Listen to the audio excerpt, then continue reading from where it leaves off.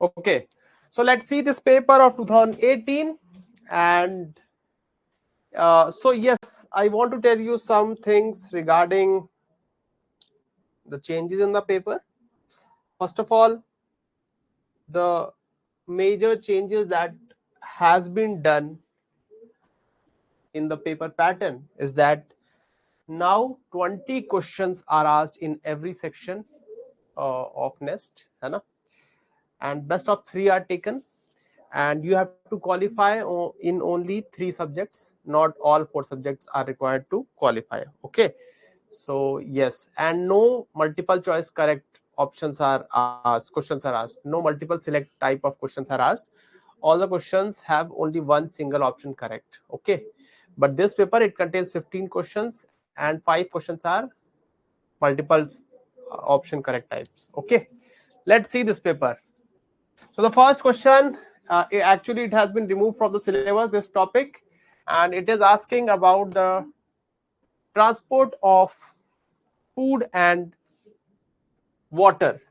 Okay, transport through phloem is basically phloem transports food, and so food is transferred from leaf towards root also, and towards shoot also, towards root and shoot also, towards root and shoot also. Okay, towards root and shoot. So it is bidirectional transport is there. And second thing that is given here is that xylem transports water in a unidirectional manner. Clear? Because xylem transport, it occurs from root to shoot. Okay, it does not occur from somewhere else. Okay, it actually starts only from root and it goes upward toward the shoot. Okay, so this is one thing that you should know, and from these two things you will get to the answer. 1 and 2, 1 is bidirectional, 2 is unidirectional. 1 is bidirectional, 2 is unidirectional. No other option looks like this. Okay, so this is wrong, this is wrong, this is wrong, this is the only correct option. Clear? Clear? Okay, let's move on to the next question. These two statements are also, let's see. Loading of sugar, it is active in role, because loading of sugar inside the phloem, it requires energy, ATP, while unloading occurs through osmosis,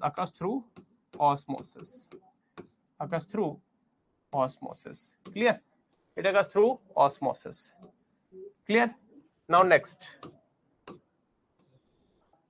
they are saying that there is a gene regulation in floral development or floral part development. Like if I try to give you an idea of floral parts, so flower, it contains sepal, petal, stamen and pistil. Okay, stamen and pistil. Sepal, petal, stamen and pistil. Sepal is synthesized by a gene known as A. Pistil or carpel is synthesized by a gene known as C. Okay, petal is synthesized by aggregate of A plus B gene, and stamen is synthesized by an aggregate of B plus C genes. Okay, now in the question they have asked that if gene B is mutated, then the flower wall, it will look like what? It will consist of which type of floral parts? Okay, like sepal will be formed because B is mutated, not A, so it will form sepal. But here B is mutated, so only A is left, so it will again form a sepal. Stamen में B plus C, B is not mutated, B is mutated but C is remaining, so it will form carpel. And here also C is there, not B, so that's why it will again form carpel. So the walls that we see will be sepal, sepal, carpel and carpel. Clear? So sepal, sepal, carpel and carpel. Clear? Clear? You get an idea how we should do this question? Take next.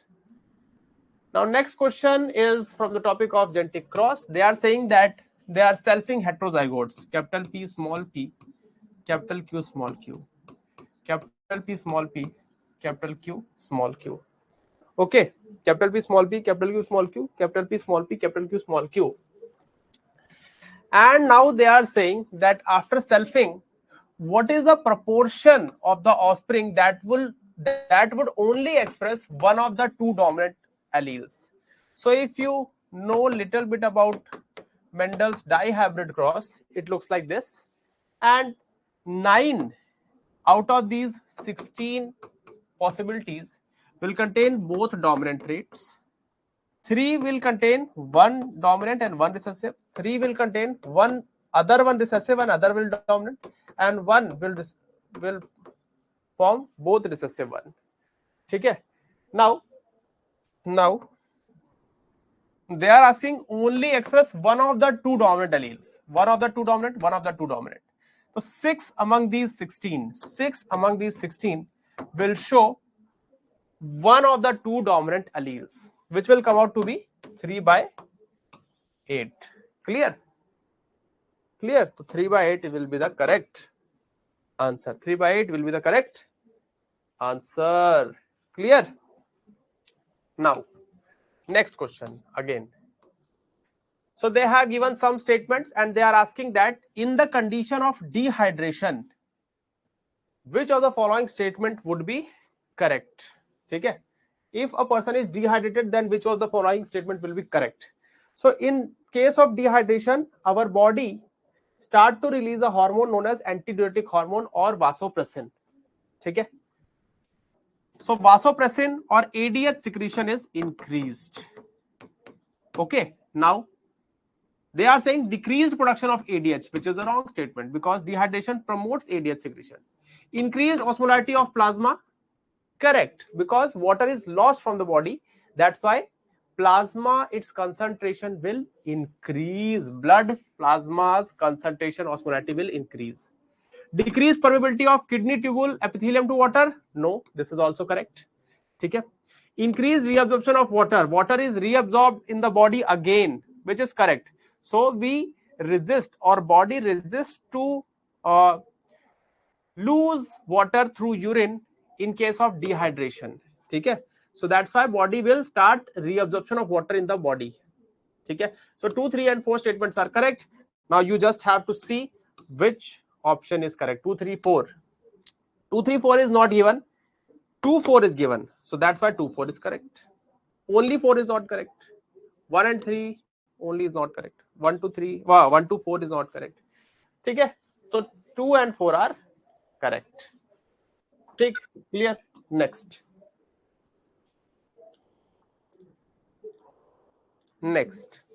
Let's see the next question. Now they are saying that there is a deer which has a food reserve of 150 kilojoule, which has a food reserve of 150 kilojoule. Out of this 150, 54 kilojoule is used in respiration and 84 kilojoule is excreted as fecal matter. Now they are saying that based on this information, the efficiency of energy transfer from deer eaten by lion will be, if lion eats deer, then what is the efficiency of energy transfer? So we just need to know that how much energy is there present in deer's body. We know that these two are lost. This was the total, these two are lost. So how much is remaining? We just need to subtract it and it will come out to be 12. Okay. So 12 out of 150 is remaining. So the percentage will be how much? 2/3, 4 to the 8. 8% energy will be transferred from deer to the lion. Clear? 8% energy will be transferred from deer to the lion. Clear? Clear? Clear to all? Let's see the next question. This is a question which was ambiguous, so that's why we don't need to discuss this question. This was an ambiguous question from the side, and it was proved from the side of Nest. Okay, so no need to focus on this question. Now this question: a person had therapeutic surgery which removed a part of stomach. Some part of stomach was removed. Okay, later he started suffering from pernicious anemia. Biochemical test shows that he had vitamin B12 deficiency. Vitamin B12 deficiency. The most plausible cause for this deficiency is. So one thing that I want to tell you is that this digestion and absorption part has been removed from your syllabus, but still we'll discuss this question. Stomach produces a cell, a type of cell known as oxyntic cells or parietal cells. Parietal oxyntic cells. And these cells are involved in the production of HCl and Castle intrinsic factor. HCl and Castle intrinsic factor. And this factor leads to absorption of B12. This factor leads to absorption of B12. Okay. But if some part of stomach is cut or removed, then maybe oxyntic cells, its concentration goes down, and that's why B12 absorption is suppressed, because no intrinsic factor, no or less Castle intrinsic factor is produced due to less oxyntic parietal cells. Clear?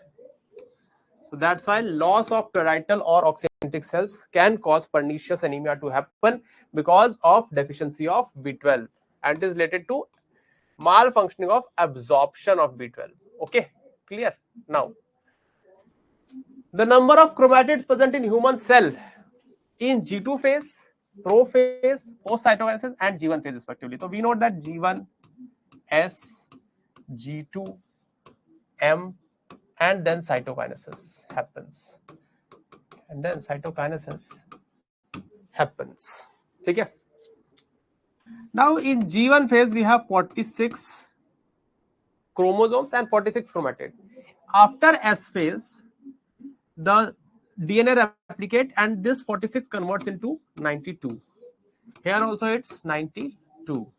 Here also it's 92. But after cytokinesis, it again halves. 92 ka half will be 46.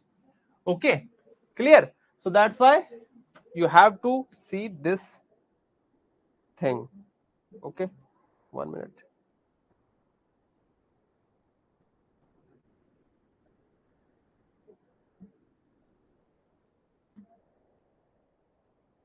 Clear? So G1 will be the last one. It will contain 46 chromosomes. Post cytokinesis, again 46 chromosomes. Prophase, 92 chromosome, and G2 phase, 92 chromosome. Clear? G2 92 chromosome, prophase 92 chromosome, post cytokinesis 46. Clear? Clear hai bhai? Clear to all? Okay, let's move on to the next question.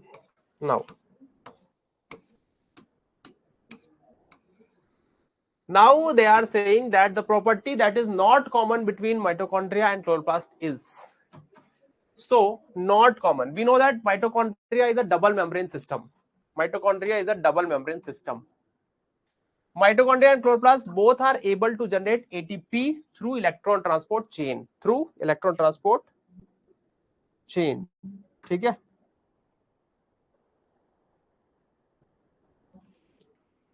ठीक. Through electron transport chain, they can synthesize their own ATP, and they also have double membrane system. Both of them shows cytoplasmic inheritance. Both of them shows cytoplasmic inheritance, which is a form of non-Mendelian inheritance. Okay, so that's why this is also correct.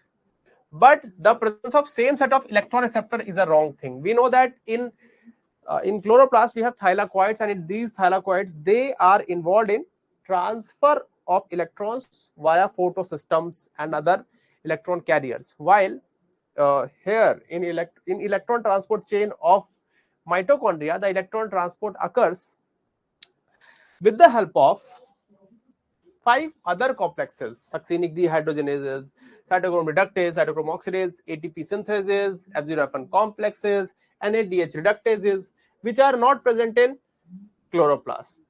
That's why this is the incorrect statement, and they have asked, they have asked about the things which is not common. So these are not common. Clear? Let's move on to the next question. Now this question, it is basically asking about the, they are saying that there is a pentapeptide, there is a pentapeptide, which means a peptide which contains, a peptide which contains, a peptide which contains 5 amino acids, and they are saying that if this is a double stranded DNA, then how much or how many, then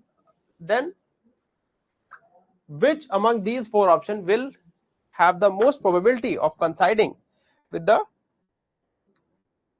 strand.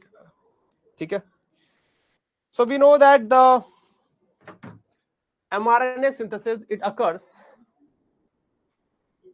in 5 prime to 3 prime direction, and the template should have a 3 prime to 5 prime polarity, but we don't know whether this is a template or this is a template. If this is a template, then the synthesis will happen in this direction, 3 prime to 5 prime. If this is a template, then synthesis will happen in this direction, 3 prime to 5 prime direction. Okay, clear? Now let's see. Now they are saying that mRNA is synthesized. Let's say mRNA is synthesized, and we know that the start codon in mRNA is always AUG at the 5 prime end, and the last codon will be a stop codon, and we know that stop codon are of 3 types. Stop codon are of 3 types: UAA, UGA, and UAG. Okay, now you just need to see the 5 prime and 3 prime ends and get an idea.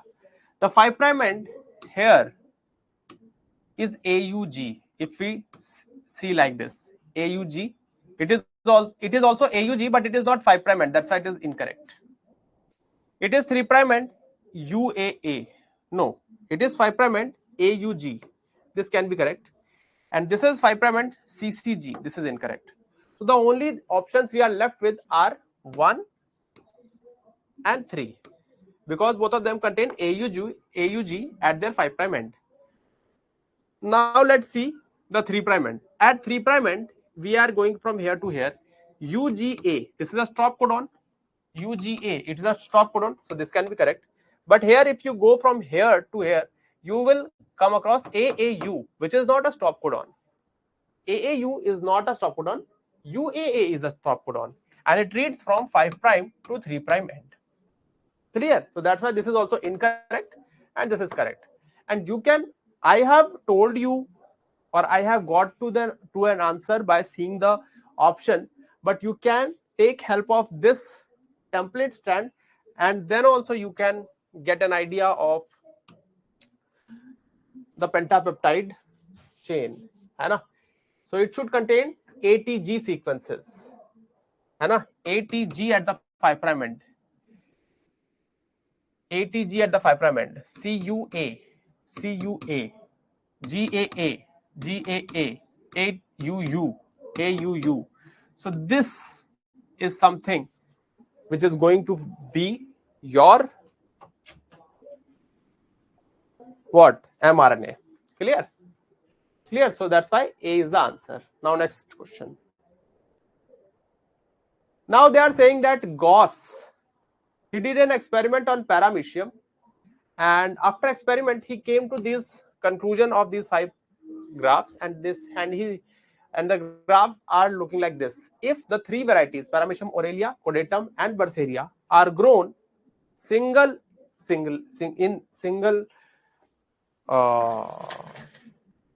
plates, and in different plates, then all of them grows like this. You can see that it is growing up to 200.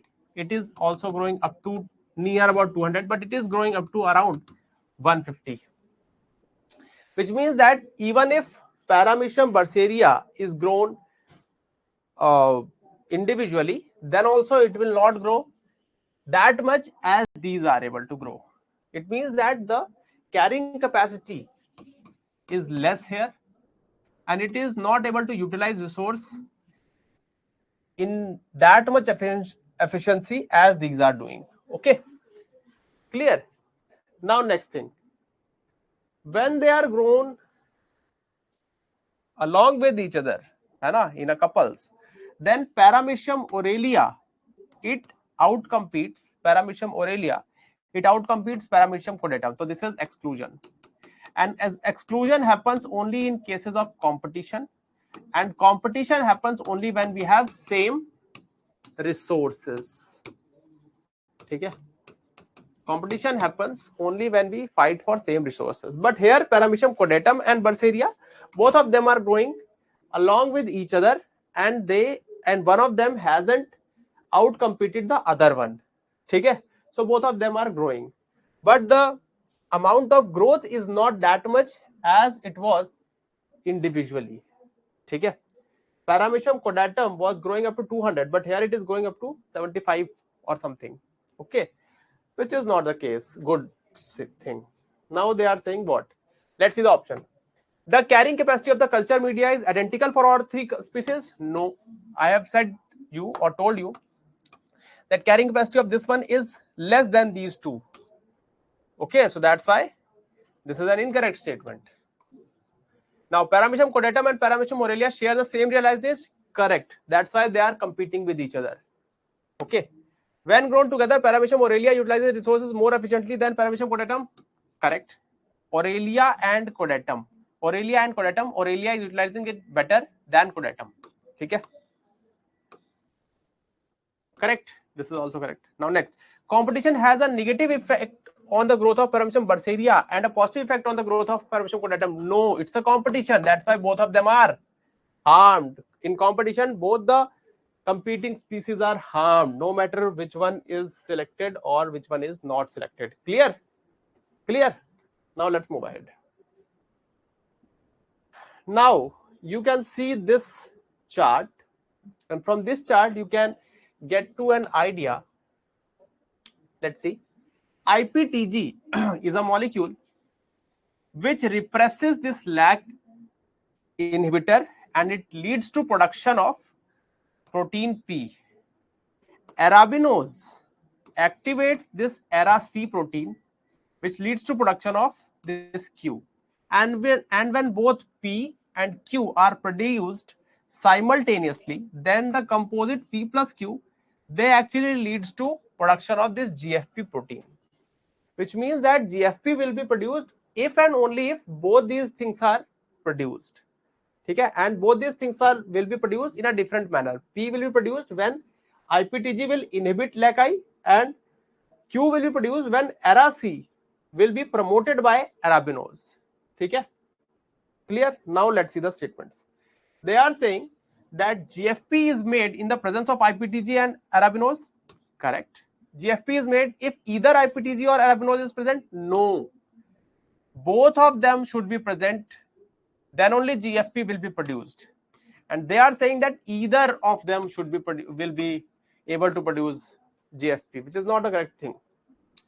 This is an example of AND gate. Correct, because in AND gate both the species should be, both the contributing factors should be active, then only the output is active.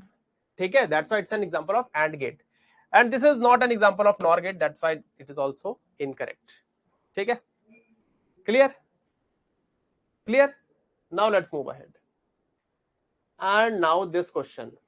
They are saying, they have given us a graph, and they are saying that this graph here is between substrate concentration and velocity or the rate of reaction. So rate of reaction versus the substrate concentration ka graph is given. Now as the substrate increases, the rate of reaction also increases. Now they have given that these are for enzymes E1 and E2. These E1 and E2 can be same enzyme or different enzyme, but both of them have same Km. Km1 is equal to Km2. Now you should know what is a Km. Km is actually the substrate concentration at which reaction attains half of its maximum velocity, and these Km values, it basically governs the affinity of enzyme. The affinity of enzyme. So if the Km of both the enzymes are same, it means that affinity of both the enzymes for their substrate is same. Okay? Now let's see. What are the options? They are saying that E1 and E2 can never be the same enzyme. No, E1 and E2 can be the same enzyme also. E1 and E2 can be the same enzyme acting at different temperatures and pH. Okay? E1 and E2 may be the same enzyme acting on two different substrate with different affinities. No, I have said now. This question has marked that Km1 is equal to Km2. Km1 is equal to Km2. That's why affinity should be same. This whole statement was correct, but the only incorrect part is that it has different affinities. Okay, now next. E1 and E2 may represent two different concentrations of the same enzyme acting on same substrate. This can be correct. E1 and E2 may be two different enzymes with the same affinity for the substrate. Correct. Okay. So E1 and E2 can be two different enzymes which are binding with the substrate at same affinity because the Km values are same. But it can be same enzyme also. E1 and E2 can be same enzyme acting on a substrate at different enzymatic concentration. This can also be correct. Okay, so both these options are correct. Now, let's not discuss this question first. Let's first see this question. It's an easy one. This question is saying that the condition that allows the population to exist in a genetic equilibrium are in which condition a population will exist in a genetic equilibrium. In which condition a population will exist in a genetic equilibrium. We know that if a population is following Hardy-Weinberg equilibrium, then it will exist in genetic equilibrium. And for Hardy-Weinberg principle to follow, the population should not have any mutation, should not show any crossing over, it should not show any natural selection, it should not show any kind of migration, it should not show any kind of genetic drift also. Okay, let's see. Mutations. So if a population has to be in genetic equilibrium, then it should not have mutations. But they are saying that mutations should be there, which increases fitness. Incorrect. Migration of individual. No, migration should also not be there. Acha. Migration of individual should be prevented, they are saying. Okay, so migration is not occurring in this case. They are saying that migration should not occur. Migration should be prevented. Correct. All individuals in a population should have an equal chance of survival, which means that they are saying that no natural selection is occurring. No natural selection. The other way to frame this statement is that there should be no natural selection. And the fourth one is that random changes in allelic combination occurring during meiosis should get absorbed without any scope for their preferential multiplication. The other way of saying this statement is that there should be no crossing over. No crossing over and recombination. No crossing over and recombination should happen. No crossing over and recombination should happen. There should be no crossing over and recombination. That's why these three statements are correct. This is incorrect because mutation should be prevented. But they are saying that mutations should be there, leading to an increase in fitness should occur. This is incorrect. Okay. Now this is the I guess this is the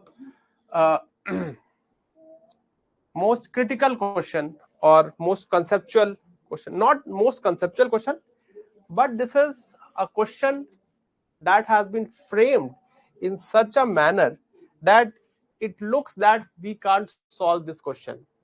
Although I haven't solved this question till now, but yes, this question needs some solving. Okay, so like they have said that if we have these kind of DNA, then they are going to produce these kind of amino acid chain or peptide chain. Now they are asking that which amino acid will be synthesized by which codons. Okay, so we just need to make different possibilities. Let's see the question first. They are saying that Khurana performed experiments to decipher the codons that code for particular amino acids. The results of these experiments using synthetic mRNA and the corresponding polypeptide repeats that were generated are given in the table. Based on the results, the correct combinations of codons and amino acids are. Okay, let's see. Now, CAA can be written in different manners. CAA. So this looks like this. It's a chain which is repeating like this. So CAA can form one codon if it starts from here. But if it starts from here, then it will form AAC. If it starts from here, then it will form ACA. And the corresponding amino acids will be these one: threonine, asparagine, and glutamine. Take now UUC can be written as UUC. It can also be written as UCU, and it can be written as CUU. And they are going to form again serine, leucine, and phenylalanine.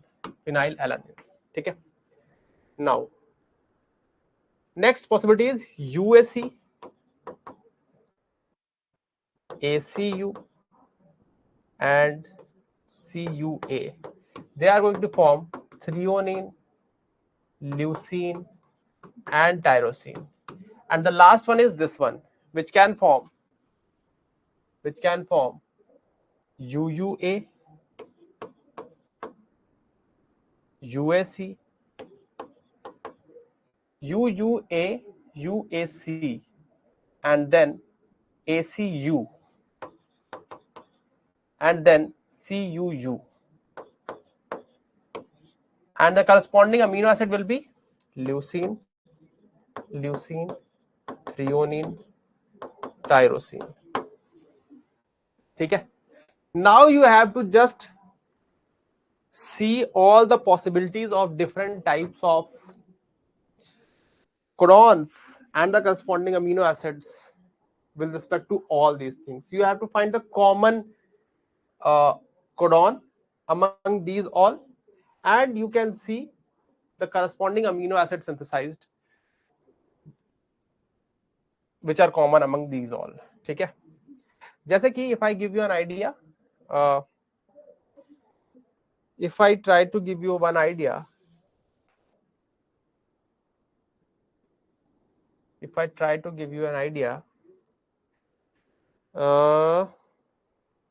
CUU is present here and CUU is present here, no other places. So CUU here.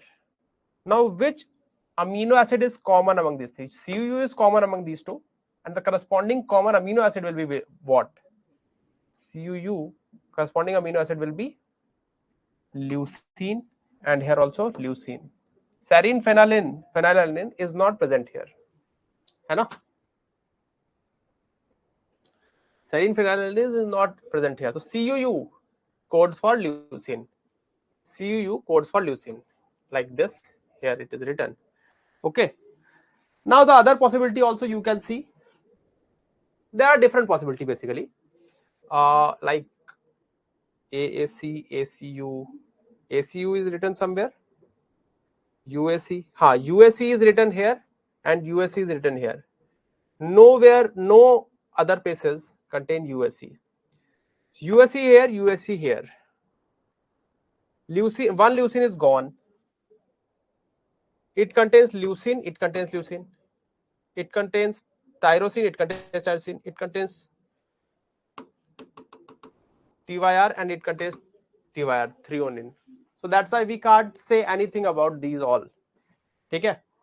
But yes, we can move on to other one. UUA is not present anywhere. And ACU is here. But we can compare these also among themselves. CUA. So if you have a little bit knowledge about genetic codons, then you can of course solve this question. Like if you know that UCU codes for serine, then you can get an idea. UCU codes for serine. That I know actually from my knowledge. Okay, and your NCERT also has that table which gives you an idea of the corresponding amino acid synthesized by the codon. Okay, so UCU is serine. Take UCU is serine. So serine is gone from here. Okay. And I also know that leucine is coded by CUU. So the only remaining option here is that phenylalanine is synthesized by UUC. Okay, so UUC synthesizes phenylalanine. Any help that you will get here? UUC. UUC. So CUU synthesizes leucine, but here it is saying that threonine. Wrong. Again, UUC and UUC, UCU synthesizes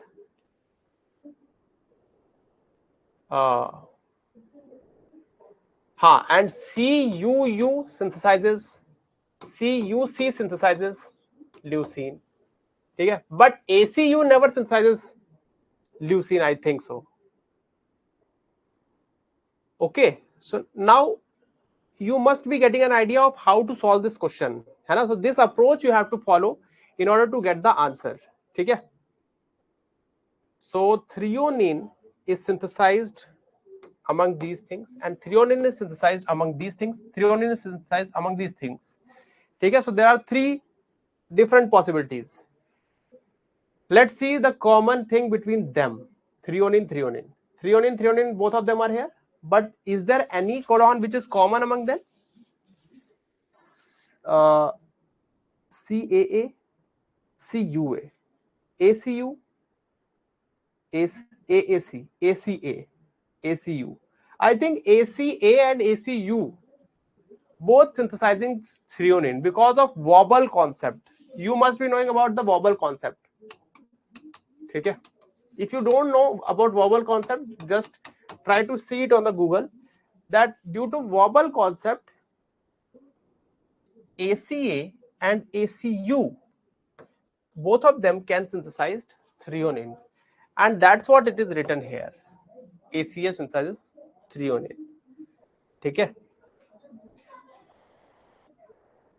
Not ACU.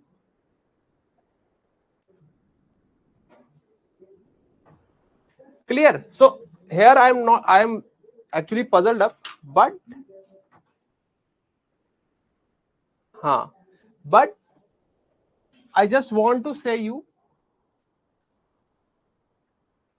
I just want to tell you that this question will be solved in this manner only. If you have an idea of codons, then you can of course solve this question without seeing anything that is given in that table.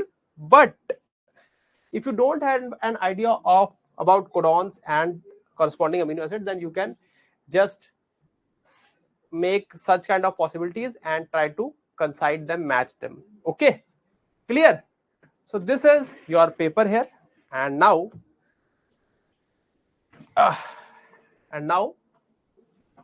this paper is over. So yes, this was your NEST 2018. Clear? Okay. Okay, then we'll meet tomorrow again with the next paper that we have to discuss. Clear? Okay. Okay then. Bye bye.